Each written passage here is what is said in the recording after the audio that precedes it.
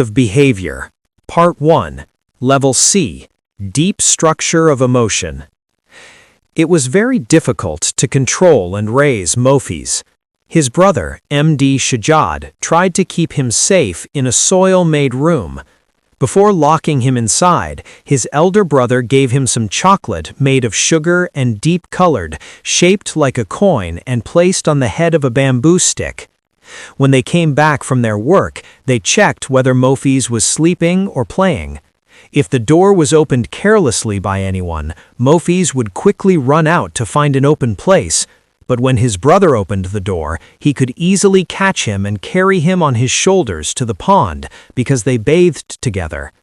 His brother taught him proper swimming every day, so Mofiz learned to swim at the age of 5.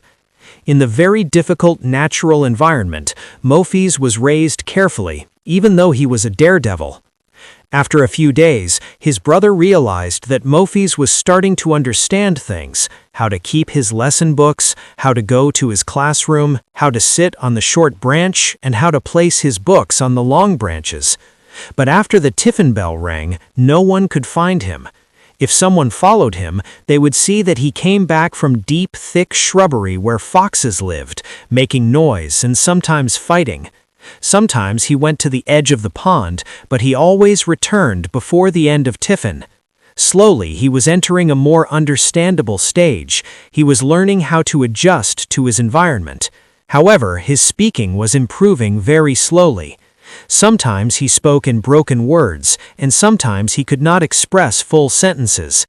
If anyone, including his teacher, asked him a question, he replied after some time because everybody knew that he is stammered, and even then only half of his speech could be understood. So the teacher advised his elder brother to make him speak loudly and repeatedly again and again for a long time. If possible, practice in an open field. It did not matter if others could not understand at first. In the meantime, Mofiz got a sister-in-law. He felt her care as she tried to give him love. Every day she took care of him, dressed him in a shirt and pants after bathing him, and made sure he ate breakfast. Sometimes it felt like others in the family forgot about him. But in the evening, everyone returned home from their work. That was the time when all family members gathered together. There was no electricity, so they used oil lamps. They had 3 types of lamps: hurricane lanterns, funnel lamps, and other wick lamps. Though all used wicks, their structures and materials were different. The larger lamp with a chimney was called a hurricane lantern. They had about 12 kerosene lamps.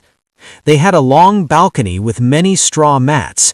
Every evening, after laying the mats, they placed an oil lamp in the middle and sat around it with their books.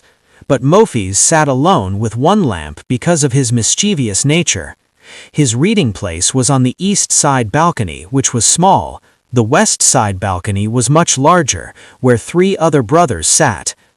It was strictly ordered by their father and elder brother that everyone must read loudly. When Mofiz was in class 1, his brothers were in classes 3, 5, and 7.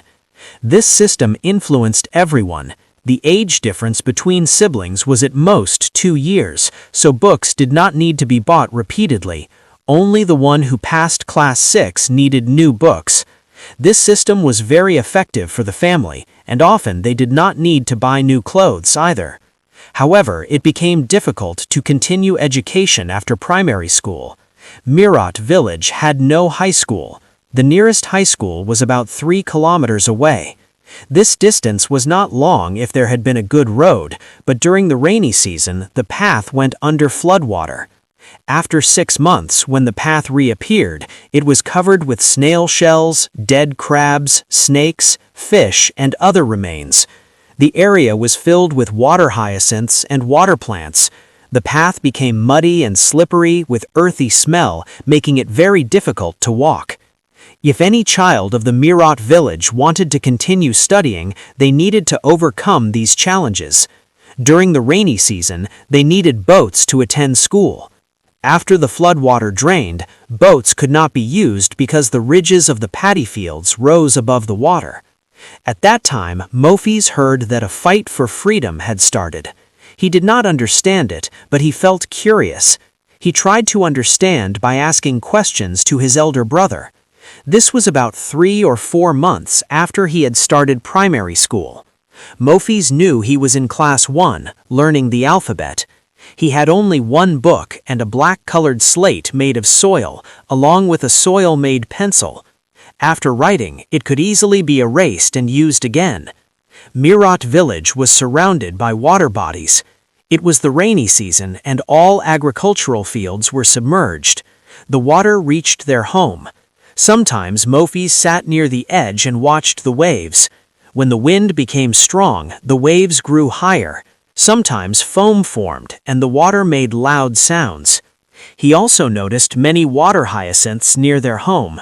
He saw his father and brother bringing them from far away and tying them with rope to bamboo posts. Mofiz knew they had many cows and 2 boats. The boats were used to collect food for the cows from distant places and used for their family need in the rainy season. They had 3 cowboys who worked throughout the year. One day, Mofiz sat with his mother and sister-in-law near the edge of their home.